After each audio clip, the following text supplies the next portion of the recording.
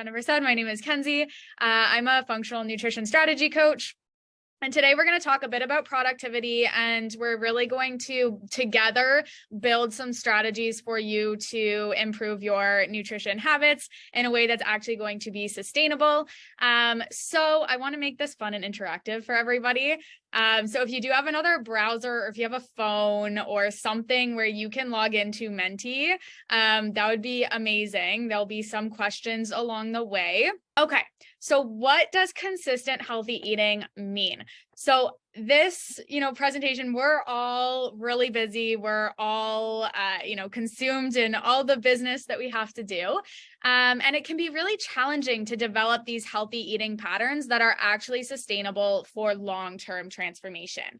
Now, when we do adopt healthy eating patterns that are sustainable and that we can continue for years, not just months, for years to come, studies show that this is directly related to an increase in mood. So you're going to feel happier, you're going to feel more energized, and it does support mental health. So just raise of hands, has anyone heard of the gut-brain link?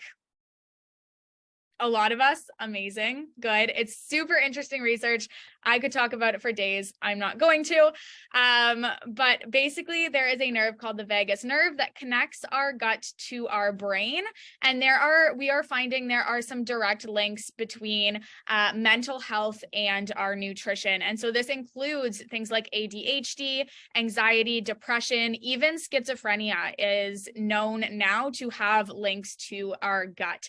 So it's really important to make sure that we're eating a lot of whole foods to support our gut health and our overall nutrition.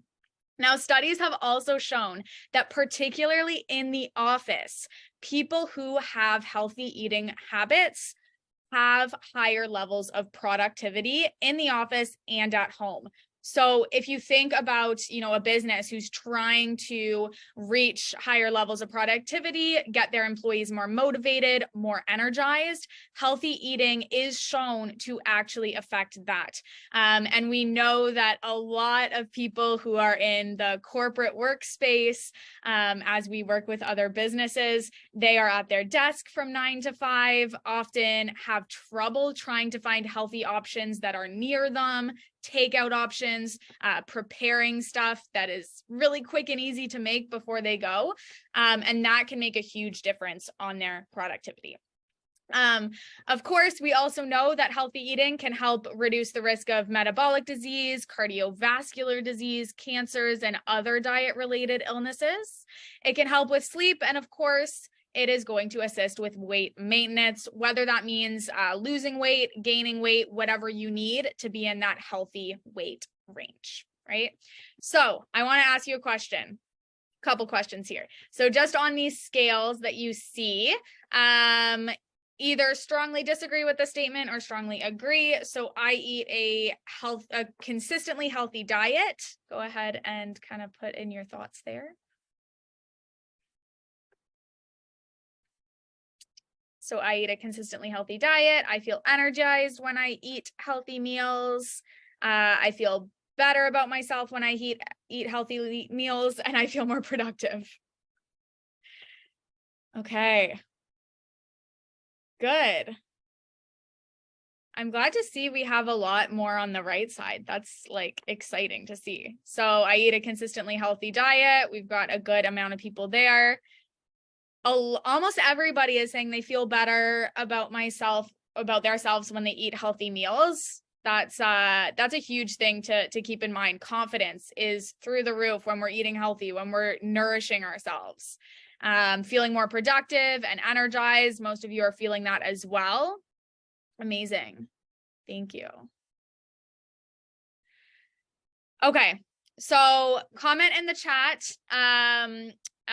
Just a quick comment, if that's okay, Jennifer. I know you said not to comment, but hopefully this is okay. Which is healthiest, the Denny's pancake? They can comment as an interactive with you. Absolutely. Perfect. Okay, awesome. Okay. Denny's pancakes, white bagel, omelet. Most of you are saying omelet. Perfect. Okay, next question. Which is healthiest? So the chicken with vegetables and brown rice, Wendy's burgers and fries or Sidekicks pasta?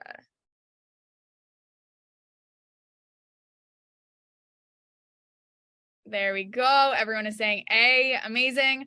Okay, what is healthiest here? Pasta with tomato sauce and bread, a pizza, or roasted salmon fillet with side salad and roasted potatoes? C. Sweet. Everyone is saying C. Perfect. Okay. So we all know what the healthy choice is. There wasn't really an issue in determining that, right? So what is actually stopping you from continuing to eat these healthier food choices, right? We know in our minds, if I put 2 meals in front of you, you're going to know which one's healthier. So what is stopping you from actually doing that every day consistently?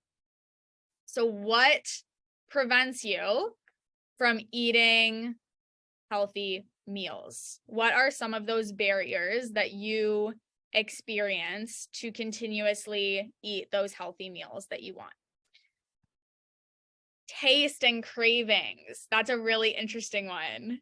Of course, so when we look at the food industry, they have a specific point. It's called the bliss point, that is psychologically designed to make you crave the foods that they're craving.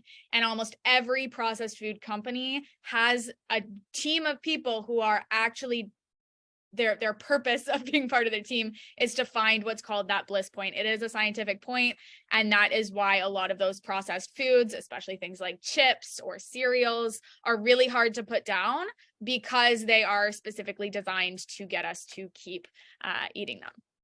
Time and planning, time to buy it. So everyone is saying, a lot of us are saying time. A couple are craving the price. Yes. So budget concerns are definitely something that is there. Don't feel like cooking, or you just want food faster. Absolutely. So these are all very common answers that I get from my clients, from the CEOs, from the business owners that I work with. It's time is a huge factor. Time and energy levels, right? They come back from their day at work, and the last thing they want to do is spend an hour cooking their food, right? And I'm sure you have all experienced that or feel that way as well. Accessibility, that's another big one. So finding things that are not only, close in proximity to you, but are also simple for you to grab and prepare, and are also accessible from a budgetary standpoint as well. So really looking at ways to incorporate those kinds of foods. Okay.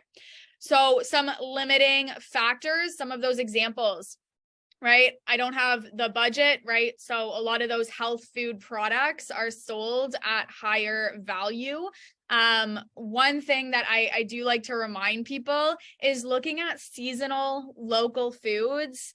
Those tend to be the cheapest option and one of the healthier options. When you walk into those health food aisles, a lot of them are marketed, and that is why their prices are high. You do not need a lot of those supplements in order to, live a healthy lifestyle. It's really about just doing the best you can and choosing those healthier options, what I call going down the processing chain. So if you envision every food on this processing spectrum, right, you may have that spray cheese stuff at one side, and you may have the natural cheese, from the deli counter at the other section, right? How can you take steps to move towards that? Maybe you just go to a brick cheese that you can get, just around the grocery store, and that's the best option that you can do. That is a great progression. And so just continuing to move down rather than looking at those expensive, like I say, health products, just looking at what's a step that you can take to go down that processing chain to get as close as you can to the most wholesome version. Right? I don't have the time. I have picky kids, right? I grew up in a family with 3 older brothers, and it was a disaster for my parents to try and find everything that we could actually all enjoy and all eat. So definitely catering to all those preferences. I can't cook healthy food, or healthy food tastes bad, so I just don't know how to prepare something. When I'm stressed, I want food. So some of us, when we are stressed or we feel a certain emotion, we may turn to food as a coping mechanism. So that may be a limiting factor to you continuously eating healthy food choices. There's lots more that exist, but these are definitely some common ones.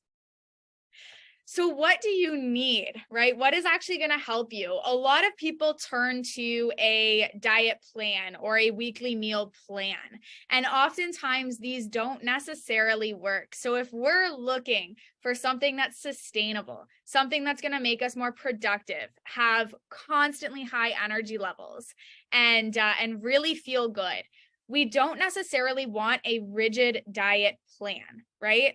How many of us, just by, I guess, show of hands, or think to yourself if you don't want to share, have tried a diet plan and it has not worked because something else has come into play?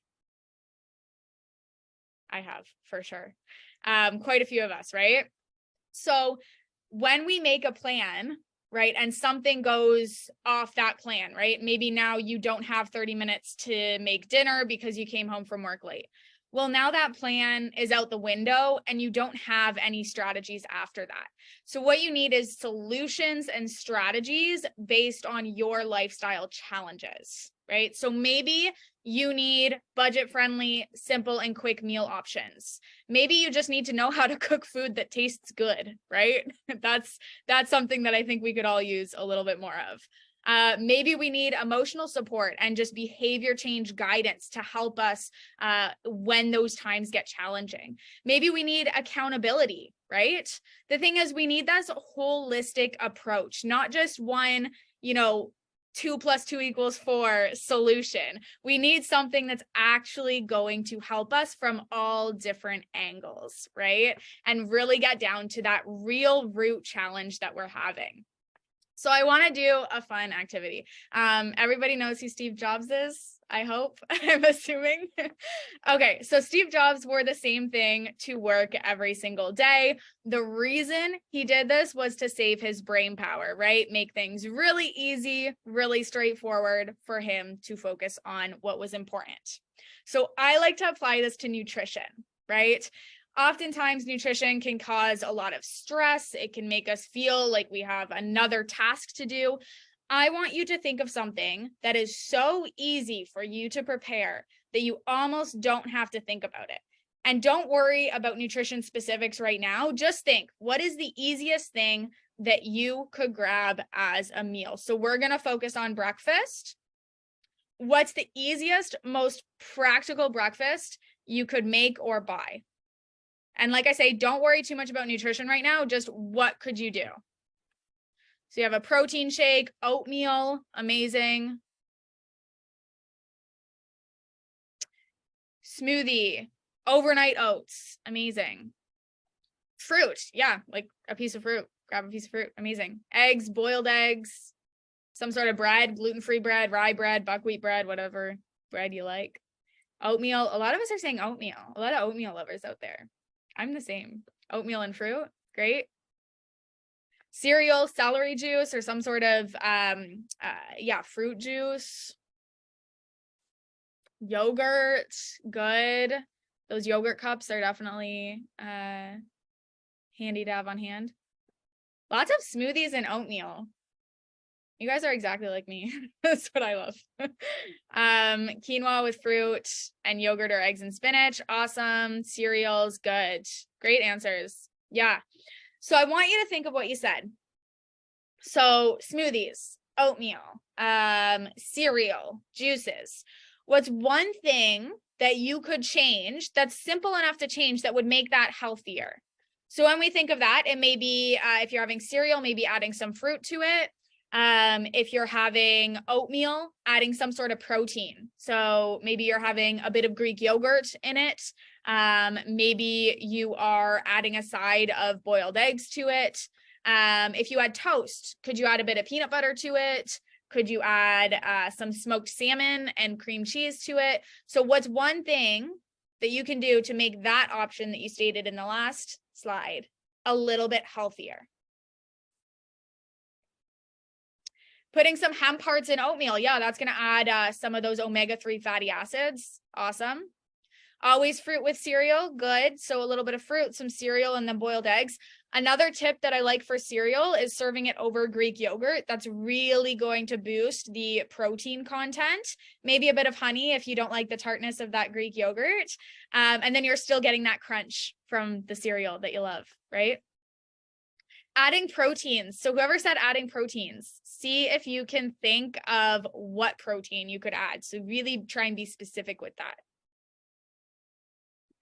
Okay. Awesome. Good. So some strategies, like I said, fruits and vegetables, replace refined carbs with whole grain. If store-bought, can I make this at home, right? And trying to get 20 grams of protein in your meal as well. It's going to help with satiety. So a couple examples here, and then I'm going to take some questions. So if you're looking for budget-friendly stuff, frozen fruit is a great option. Maybe a bit of nut butter and a side of eggs. Eggs are a great budget-friendly protein.